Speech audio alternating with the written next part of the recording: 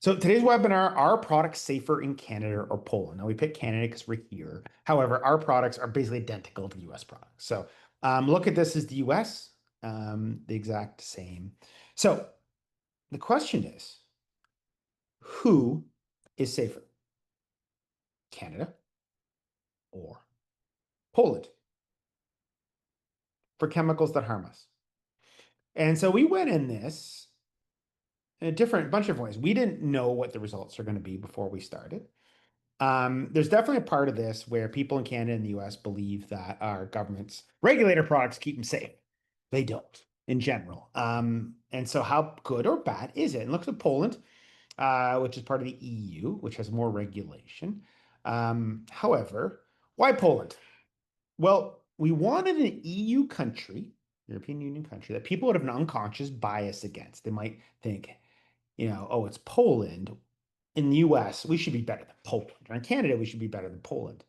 And because people would be okay with Germany was better with us. So if we did this and Germany had safer products, people go, okay, well, it's Germany. I still don't think that's a good opinion, but and we also picked Poland because we couldn't get products shipped out of Bulgaria. So Bulgaria was our first choice. We're trying to find one that people here might think are more backwards. We're trying to play on their bias a bit. And we ended up with Poland. Poland, we were able to get products shipped out of pretty easily. So basically, we want to buy the same products here and in Poland. And whatever's in Canada is the same as you get in the US. So we purchased about 30 products each from Poland and from the US, a very similar type. So we bought them in about 30 products in Canada, and we bought 30 similar products in Poland. And we tested all of them for carcinogens, things that give you cancer, and reproductive or developmental toxins. Most of them are developmental toxins, things that affect your brain development, which cause attention deficit disorder. Now, before I get into this, so one of the things I could sit there and show you numbers saying, hey, we found 100,000 parts per million in this product. People go, parts per million it's not very tangible. I got people all the time coming to me, oh, we have PFAS, and they found the PFAS in the water supply in Canada. Yeah, at the end of an Air Force Base runway, in parts per trillion. They're like, we found it. And so I'm saying, well, that's 30 parts per trillion, 30 nanograms per liter. I'm talking 100,000 parts per million. And that difference is extremely intangible. So we started with different ways, and some people here have ever seen this, of trying to explain how, for what's in the newspaper, what people are scared of in the newspaper, and what's really a problem, trying to understand the difference in scale. So imagine a part per trillion. It's what people are concerned about PFAS is. If a part per trillion, there's Bill. If a part per trillion is an apple. So in Canada, it's actually lower in the US. It's the limit for PFAS, most of PFAS alcohols or salts in water is 30 parts per trillion. And like this news story a couple months ago in CBC, one of our bigger news organizations, and they found, PFAS in the water supply at an Air Force base firefighting training area. No shock. It's in the fluorosurfactants, the fluoroalcohols are used in firefighting foam. You found it in a runway in the firefighting training area.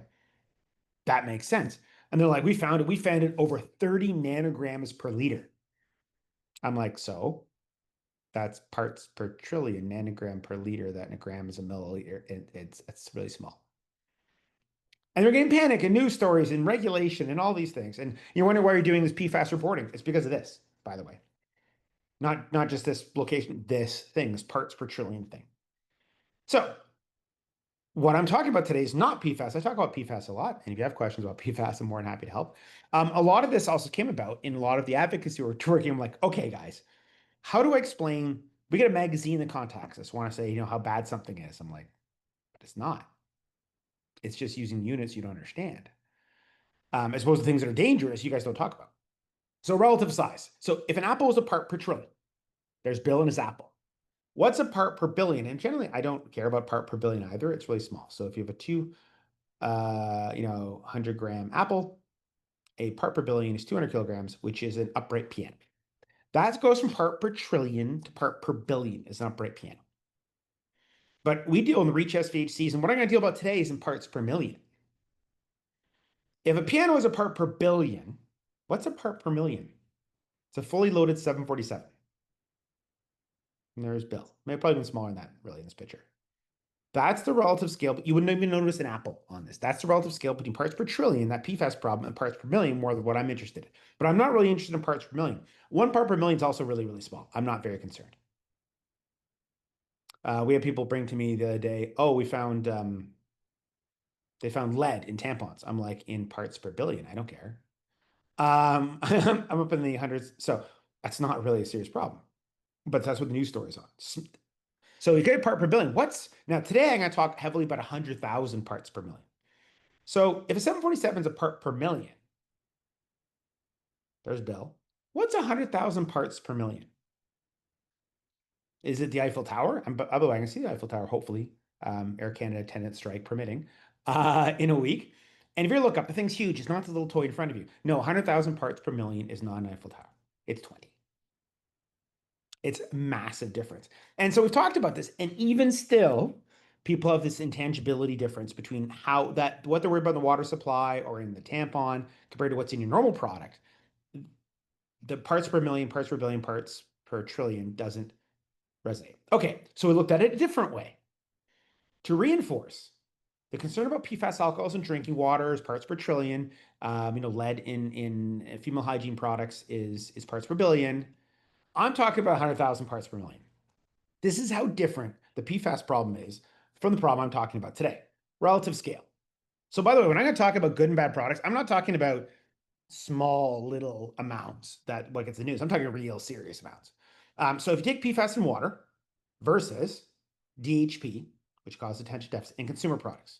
So imagine PFAS in water is one heartbeat. The concentration of PFAS in water, if it was equal to one heartbeat, the amount of DEHP in your water hose is equal to every heartbeat of your entire life. That's how different they're in scale. One heartbeat versus your entire lifetime of heartbeats. That still doesn't resonate for a lot of people. Okay, so imagine the PFAS in water was a single person in 1960. Kind of a semi-arbitrary one, but it's a person, one person. The amount of DHP in the consumer products is the population of the world in 1960. Still doesn't resonate with everybody else. Okay, try this one. If the PFAS in water was a single written word, the amount of DHP in consumer products is more words than you will ever write in your entire lifetime. All your writing in school, all of your essays, your exams, your texting, your emails, still not as many words is the relative concentration DHP to PFAS. And so what I'm talking about today is this side. And so in Canada versus Poland, I'm not in the rinky-dink one heartbeat, one written word size. We're going to talk some serious sizes. And so everything we're talking about here is on the massive scale, not the little scale. So that still doesn't work. Okay. So what we've done is I can talk math. I can go, oh my goodness, this one's 120,000 parts per million, and it still won't resonate with a lot of people. So let's take it up a notch. Let's do what Rotten Tomatoes does. Rotten Tomatoes don't give, hey, we'll give them an 87. No, Rotten Tomatoes gives a number of tomatoes. Rotten Tomatoes or Good Tomatoes or whichever. So we're going to do Rotten Tomatoes for cancer and ADHD. Probably hasn't been done before. So we're going to create an attention deficit baby scale. And it's based on, so if a chemical like DHP is a reproductive toxin, it's reportable in a safety data sheet as a reproductive toxin when it reaches 1,000 ppm. So that is the declarable amount, 1,000 parts per million is the declarable amount that makes DHP a reproductive toxin. So if you have a safety data sheet and you have DHP in that mixture, if it's over 0.1%, 1,000 ppm, you have to list as reproductive toxin. Cat 1B, reprotoxin. Okay, perfect. So we're making 1,000 ppm of orthophthalates or DHP, one attention deficit baby. This is a little more tangible. So each 1,000 ppm is an attention deficit baby. So we're not doing the Rotten Tomato scale. We're doing the attention deficit baby scale. And we're doing the cancer tumor scale, which sometimes I say a bit quickly. So a carcinogen like lead's reportable in safety data sheet at 1,000 ppm. So we're doing the cancer tumor scale at 1,000 ppm. So every 1,000 ppm is one cancer tuna.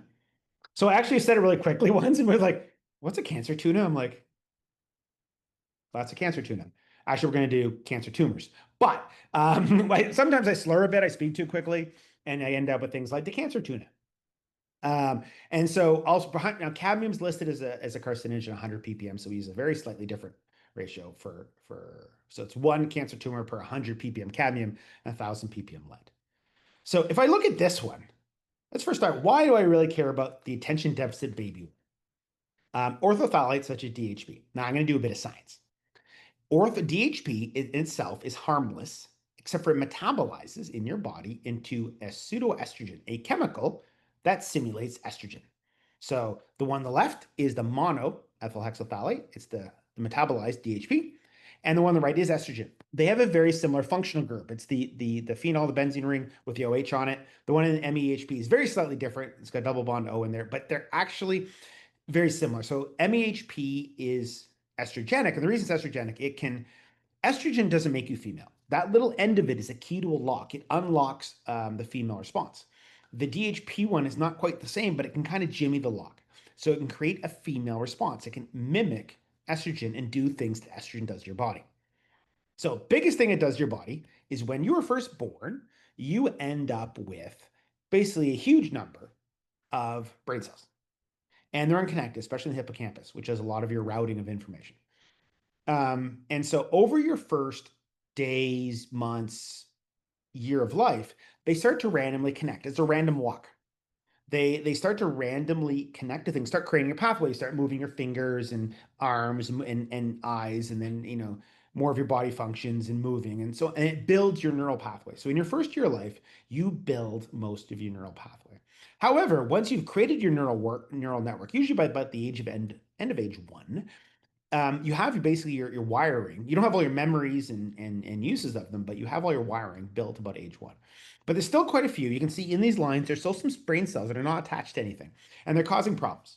So your brain cell goes to each one of them and asks it if it's doing something. If it isn't doing something, it's told to commit suicide, called neuronal apoptosis. It's pretty normal. You can look it up. Basically, your brain goes each cell and go, are you doing anything? If it says no, it says kill yourself. And about 50% of your brain cells self-destruct at the end of year 1.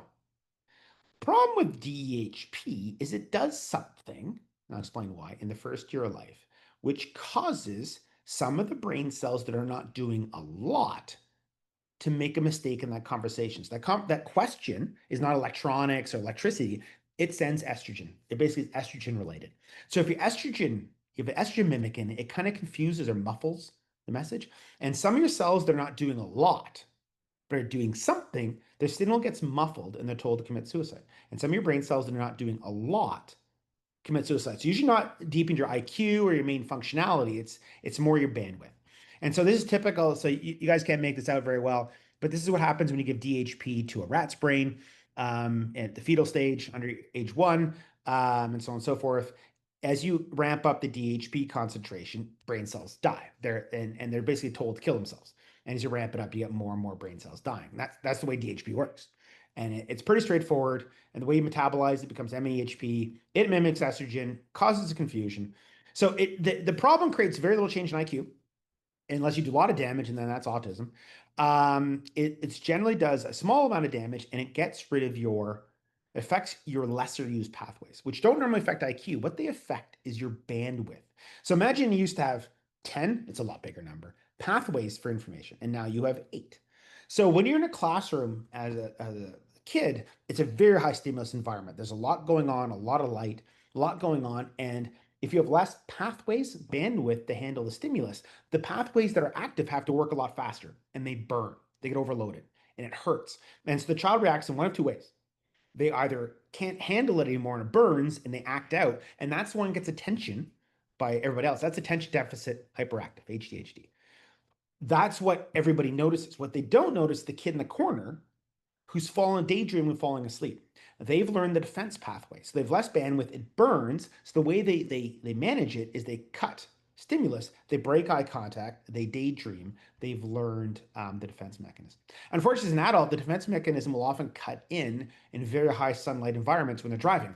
They're more likely to fall asleep in sun than at night. It'll overwhelm them, the defense mechanism kicks in and they'll fall asleep driving. But they're both ADHD hyperactive and inattentive are actually the same mechanism. It's a reduction of bandwidth because sometime in either the fetal stage or the first year of life, they got hit with some estrogenic substance like DHP.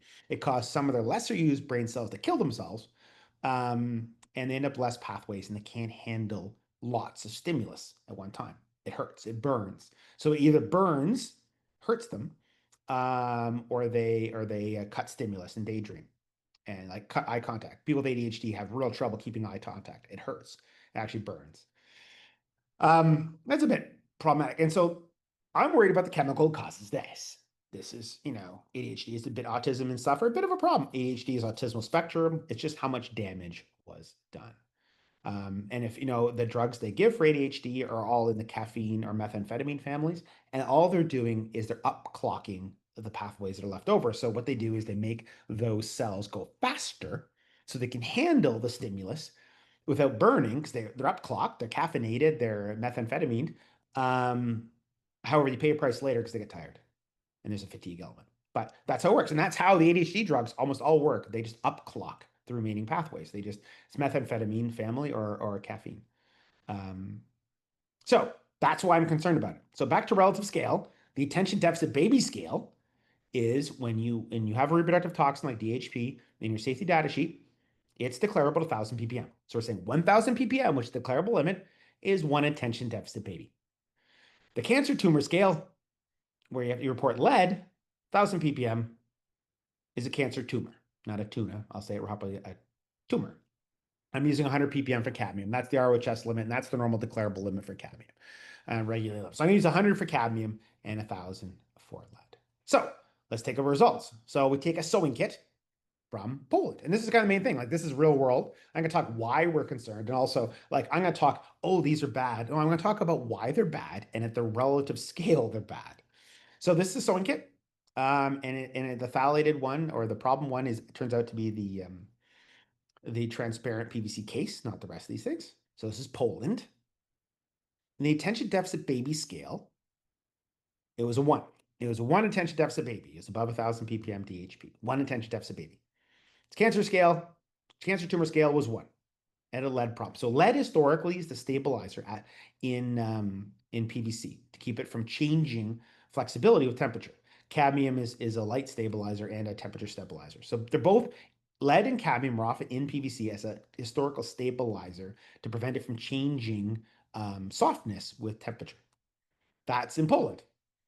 Now I take a look at the Canadian one. Now, this isn't really meant to shame any particular brand. I've actually marked out most of the brands. This is really talking about the problem. By the way, when I talk about Canada, except for maybe a few of these, none of these are breaking any regulations. They're perfectly allowed to do this. Poland, they're not. Canada, they're perfectly allowed to do this, as long as it isn't a child product. So if you see something as a child product, it's not allowed to have these things. And that's actually a compliance issue. But I'm not really focusing on individual brands or products. What I'm going to do is talk about the problem. Like, I want to know is what we're doing in Canada working? And is it working a little bit, a lot, not at all? Where are we at? And especially look at Poland. So this is a sewing kit. The attention deficit baby scale for that sewing kit in Canada. So the one in Poland is a 1. What is it in Canada? 136. Yeah, it's a pretty big number. This is the 20 plus Eiffel Towers range. This is more written words than you've written in your entire lifetime levels. This is unbelievably large. One single touching will be harmful for sure. A child under 1 or woman childbearing age for sure. Now, again, wash your hands. If you wash your hands, not a problem because it comes off your hands. As long as you don't ingest it, it'll be fine. But if you don't wash your hands and you ingest it, which pretty well anything in your fingers, it's so bad, by the way, at this level, you can feel the DHP. You can put your hands on it and you can feel the oil. DHP is not a solid, it's an oil. You can feel it. You can actually put your hands on it and you can feel it afterwards. This 136 attention deficit, children, when you touch it, you can feel it. Not just in the plastic, you can feel it on your fingers afterwards. It's that high level. Cancer tumor scale, it's just a 3. It's got a little bit of a lead problem. So that's this sewing kit. So what if you're not into sewing? What if you're into gaming? Or your woman of childbearing age is into gaming? There we go, headphones. How bad were these headphones? So attention deficit baby scale, it was 105. Now, one of the problems of what I'm going to do today is you might get used to these massive numbers. They are massive.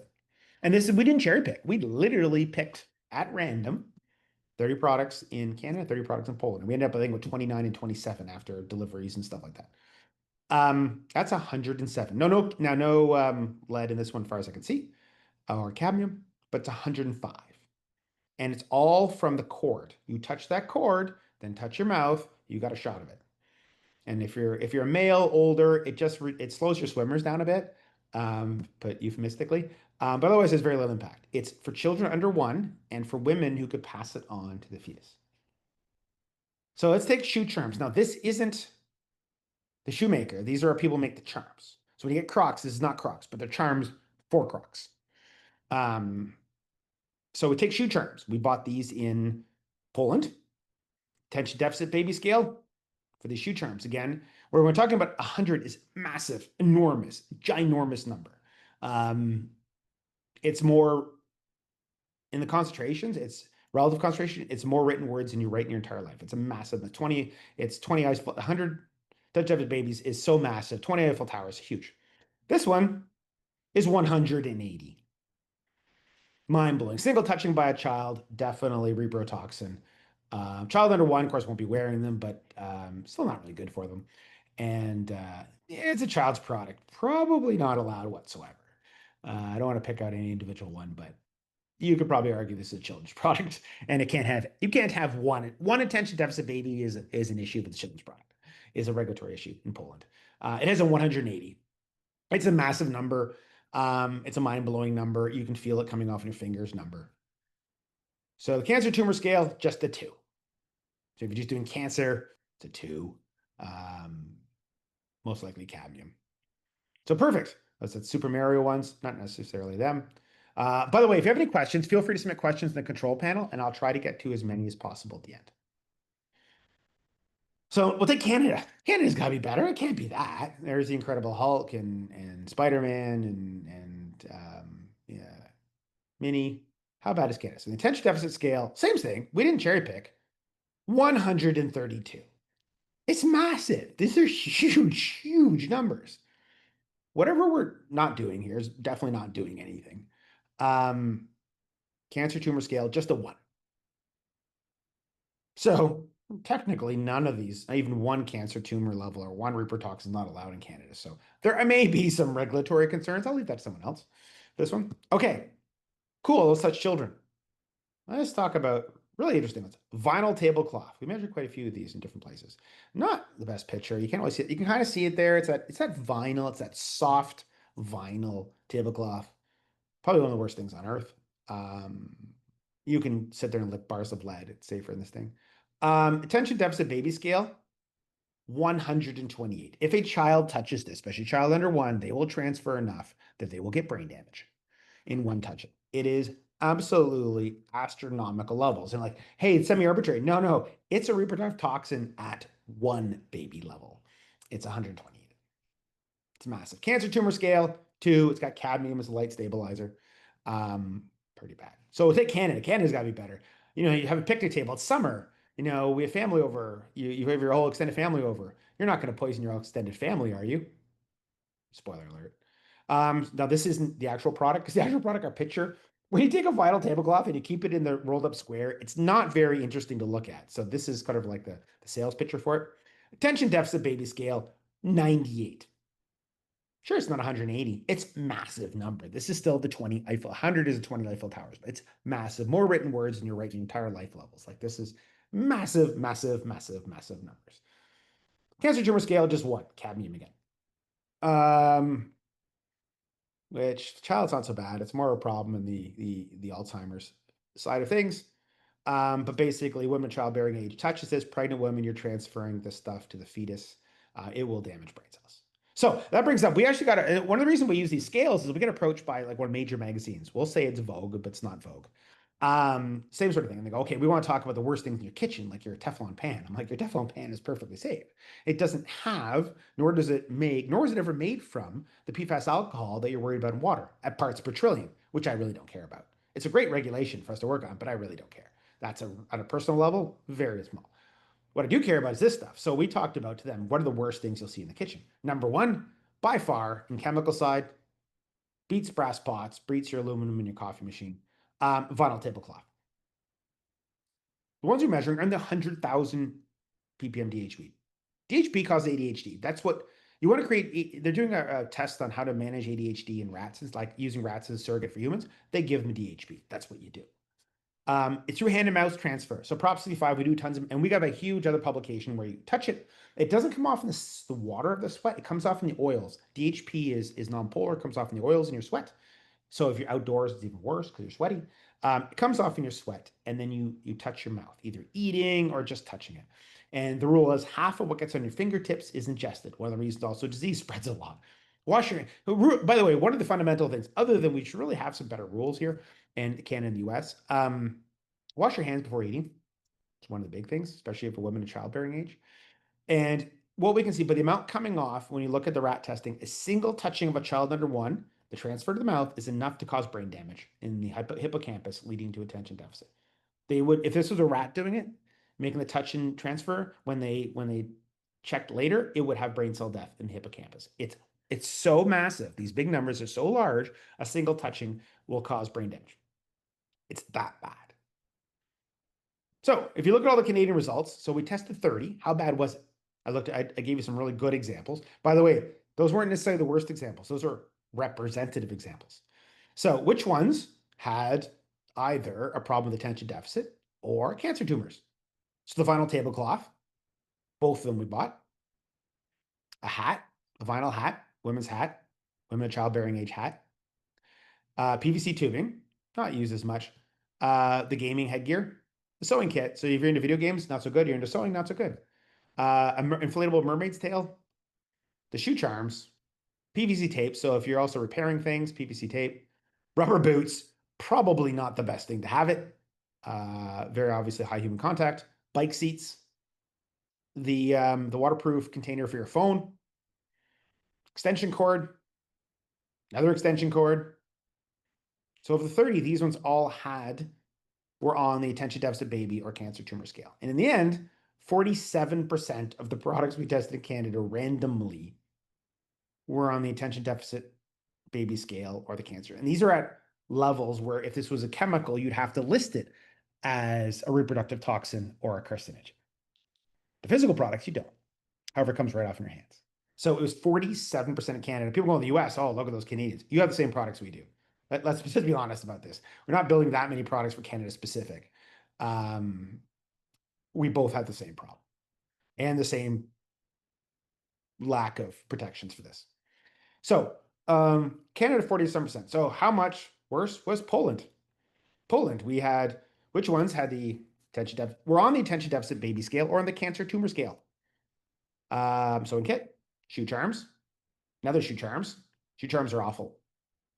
That and vinyl tablecloths, awful. PVC electrical tape again, and vinyl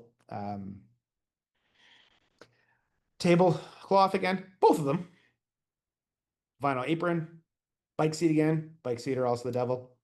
Again, the phone container, also the devil. I'm just saying, and gaming headgear again. So again, we bought the same products. They're all awful. So in Poland, it was only 38%. Only we're horrible.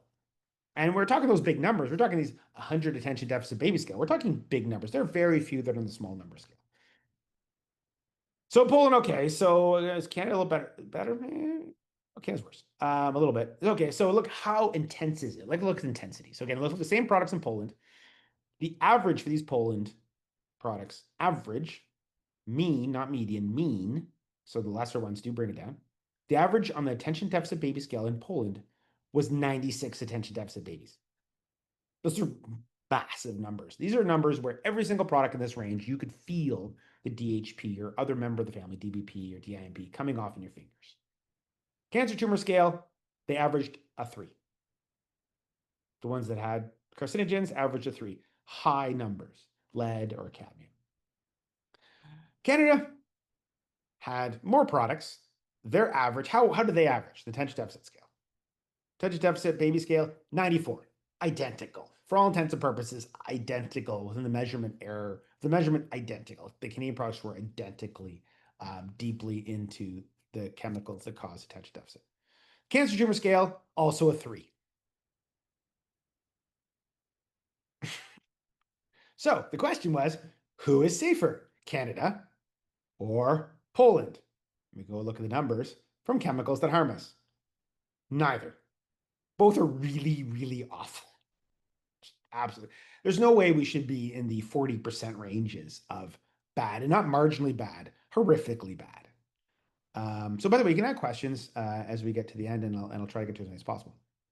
So again, products, repair them. Canada was 47% horrible, and Poland was 38% horrible. And they both averaged around 95 attention deficit baby scales between them. By the way, so I'm just going to take one diversion from this happiness. Um, I didn't think it was going to be this bad when we started. No, it's pretty bad actually. So by the way, don't forget, before I get back into this stuff, just pure regulatory, everybody here basically has the hump, the regulatory hump tomorrow, next year. You have this sequence between July and October, sorry, next year where everything comes due. It's a deadline hump. Minnesota PFAS at July 1st, 2026. The chlorine plus ban in Australia is August. September is for the professional products, the Consumer Plastics Registry. That's going to be a lot of work for most of you guys. And then the US TSCA PFAS reporting is in October. It is all in this window. So just a reminder, I'm going to get back to the attention deficit baby in a moment. Very big hump, because we're a year out. We just want to remind everybody, you have a big deadline hump next year. They're all tight together. Minnesota PFAS, Australia dechlorine ban. The Canadian Plastics Registry submission for professional products is September, and then US TSCA is October. You have a lot next year. So if you need help, reach out. Just a reminder, you're a year away, you have to plan. You won't be able to do all this last minute because there's so much of it.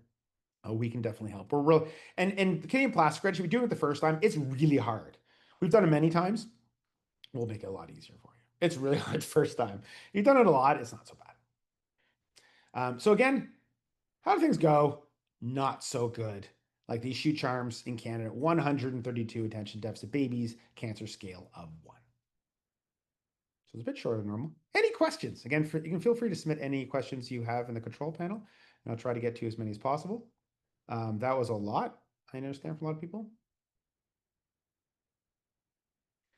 How come the headphones of DEHP, great question, by the way, how come the headphones of DEHP, when they fail under electronics, should be ROHS compliant?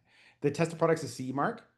How to ensure compliance in Canada, what to look for? Great question. So the European ones, again, we're not here to pick out people for non-compliance, but if that was a product in Poland, which is the EU, those levels would not be consistent with ROHS compliance. So they would not be compliant if they had those numbers in Europe. So yes, in Poland, a lot of the DHP levels either regulated under ROHS or they're regulated under the REACH restriction on DHP. So any one attention deficit baby would, for most products, be in non-compliance in Poland. Canada, only for the children's products. So these shoe charms, pretty good argument that they're children's products, and they're not allowed one attention deficit baby or one cancer tumor. They're not allowed one of either. So if you wanted to look deeply into it, they're probably not likely to be compliant in Canada for children. But in Canada, it's only children's products. Anything that's like your vinyl tablecloth is not a children's product. Children don't touch it. Of course they do. It's allowed to have as much as they want. One good question. So this doesn't look very good. So what can we do about it? So one of the big things to do about it is trying to, and this is what we're working on a lot, is trying to get the information out there in a way that is tangible and create some emotional reaction. And we're trying to do this in a way that's absolutely truthful and honest. Like 1,000 ppm is what DHP is registered as a reproductive toxin. It causes ADHD. We all know it causes ADHD. It's well understood. So if 1,000 ppm is one attention deficit baby, it's like Rotten Tomatoes. These ones are 132. Like, one of the things, you know how long it took to put 132 attention deficit babies on a page? It's a lot of babies. And sure, there's obviously a lot of copy paste and stuff and a lot of counting. But it does actually take a little while to put 132 attention deficit babies on a page. So hope you found this one interesting. There will be a recording of that. You'll get the slides. There will be a recording available in the next couple days. Feel free to share it. So we're trying to structure. We always want feedback of what did you find tangible? What did you, when you saw it, made you go, like, what did you feel? Because a lot of this, when I'm talking numbers in math and orders of magnitude and part per million and part per billion, I pretty cognizant. I still have trouble with relative scales. We're trying to put this in a tangible way that people understand. Good question. This is kind of scary. Yep. And so we have a published one where what comes off um, the tablecloth and stuff, the amount on your fingers and ingested, we can measure it. There's a whole exposure test. Where massive numbers, like single touching, does cause brain damage. It's that level of damage. Um, it's really bad. We have another published paper, should be actually, it's publicly available momentarily, where we actually did the same thing for PFOA that's in children's gloves and what comes off. And nothing comes off in the PFOA alcohol family. It could be partially because the numbers are, again, parts per billion, which is really small. And the second is the waterproof coating is waterproof. So it doesn't come out in human sweat. So it's much safer. But people will be really focused on the PFAS right now. And there's some good questions to ask around it, for sure. But meanwhile, this isn't like, hey, let's not do PFAS. This is like, this is actually a much, much bigger problem. And trying to explain how much bigger this problem is, trying to make it tangible is good. So, what are these numbers per product? Yeah, they're per product. These are in attention deficit babies per item. Yeah, so how many they sell is a lot. So it's a huge number. Now, it doesn't necessarily mean this product makes 132 babies attention deficit. It's like a Rotten Tomato scale where the baby is, if it was 1,000 ppm in a safety data sheet, you'd have to put reproductive toxin. So one attention deficit baby. These are 130 times higher concentration. Really high concentration. You can literally, if you were to a final tablecloth, they're mostly, well, everyone we tested here was special in this category. Go to one. Now wash your hands afterwards, wipe it, fill your fingers. You'll feel the oil. You'll feel the DHP. It's not oil. It's literally this chemical comes off in your fingers. You can feel it. So, um, perfect. Oh, another good question. How do we do to reduce exposure? So you yourself, often like what I do, I can only control what I can do. And I try to get the message out there. And most of we do a little more advocacy nowadays, but big thing here, I'm like, all the stuff we work on, I'm like, you know what? This chemical is ridiculously easy to replace. The replacement is same price. You just have to be forced. Companies won't do anything unless they're forced to do it. But it doesn't make the product more expensive. The terephthalate doesn't metabolize an estrogen, easy replacement. So part of this, we're doing advocacy. Send this around. It's really good. It's much shorter webinar than normal. Feel free to send it around. It's a lot of fun. What can you do for yourself? Because you can only control what you can control. Wash your hands. The DHP comes out in the soap. And lead will come out in the water and the soap too. And mechanical washing is a good part, but the soap itself will help remove it. So, and this could be anything. It could be influenza, anything on your fingers. You want to wash your fingers. Um, Now, if you use like the alcohol wipe, they won't work perfectly for the chemicals. They won't care about lead. And it doesn't work for certain diseases. So influenza and COVID are a family that are very vulnerable to alcohol. However, the Norwalk family are not vulnerable to alcohol whatsoever. So you need often, soap isn't as good at killing influenza, but it's good at mechanically removing it. And soap is good for removing this oils from your fingers. So wash your hands before eating. Again, it doesn't matter if it's on your hands. Your skin is actually one very good barrier. It's because you touch your mouth, especially when you're eating. That's what gets it inside. So your hands, your children's hands, just wash it before eating. We have a big thing. We'll have a lunch and learn today, actually. The big thing is like, I watch people going, okay, guys, there's a sink right next to the food. Who's actually washing their hands? Does the DHP deteriorate in a landfill? If I have a garden hose, from what you say is clearly giving off DHP in its surface. Well, it doesn't come out in water or acidic. It has these oils. And so that's why the human situation is a far bigger exposure than landfills. It goes in landfill a little bit, but it is extremely, it's oil. It's very oil and vinegar. It's very repellent to water. It doesn't go into water. It goes in your oils, and it's the sweat glands, the sebaceous glands that let oil out. It's the oils in your fingers that extract it. So when we do a wipe of that tablecloth with a wet wipe and water, we get basically nothing, even though there's 100 attention deficit baby concentration. We get virtually nothing. We do it, we put in artificial sebum, a little bit of it, like your sweat has, and wipe it. Comes out noodles. So it's very much, it has to come, you need oil. So landfill is not as dangerous as possible because the water, it doesn't come out of water. It needs an oil, and there isn't as many oils in landfill. It's a really good question, by the way. Well, perfect. Any other questions? It's kind of a different topic than normal. We're also doing this because it's August. We're going to talk about, more regulatory stuff at the end of August or September when people are back. We're creating a lot of this for content and interest. Hope this one was interesting. It's a little different than normal and generally a little bit shorter. But it was great hosting everybody and everybody received a copy of the slides. And I might actually send out the PowerPoint version this time instead of PowerPoint, instead of PDF, so you can see the animation, and then it'll be available on our online. Oh, good. Are there personal test kits consumer use to detect DHP? No. It's really hard to detect. Also, its safe replacement is almost identical. There's a chemical reason. So this is fun. I get to do this every so often. This is a bonus one for this one. Orthophthalates, ortho means same side. So the arms are on the same side. So when one arm pops off, it has a structural look very similar to estrogen. Terephthalates, like pterodactyl, the arms are on opposite sides. It's almost chemically identical, but because when one side pops off, it doesn't actually degrade into an estrogen mimic. It's a structural difference. So they're so different. Like they're actually very hard to test the difference for us. We know how, but it's very different. They're so structurally similar. It's really hard to make an point of care level test for DHP. You can tell if there's a phthalate. You just can't tell a safe one from the dangerous one very easily. It's a really good question. Lead, yes. A nice thing about anything that's an ionization energy, it reacts with very certain chemicals. It's great. Polar substances, salts like lead, are really good that way. So is nickel. This is a nonpolar, so it only reacts very different things, and its twin is virtually chemically identical, except for it doesn't metabolize into the bad thing at all. That's a really good question. Well, perfect. Let's see if I got. Sometimes you have a little trouble. There's a control panel. Perfect. Well, pleasure hosting everyone again, and everyone should copy the slides, and there should be a recording online in a few days. Thanks much, Lily, and talk to everyone again soon.